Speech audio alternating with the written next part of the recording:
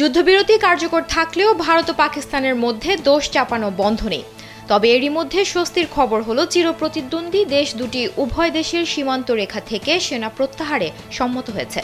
এই প্রক্রিয়া শুরু হবে ৩০ মের মধ্যে। মঙ্গলবার এ তথ্য জানিয়েছে পাকিস্তানের সংবাদ মাধ্যম জিও নিউজ।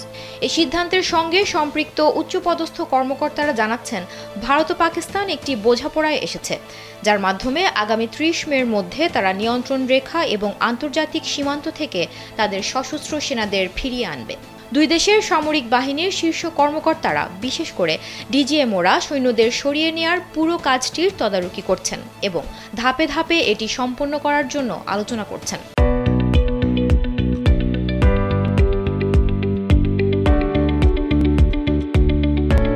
চলতি মাসের শুরুতে দুই দেশের মধ্যে তুমুল লড়াইয়ের পর এই পদক্ষেপটি খুবই গুরুত্বপূর্ণ পদক্ষেপ হিসেবে দেখা হচ্ছে।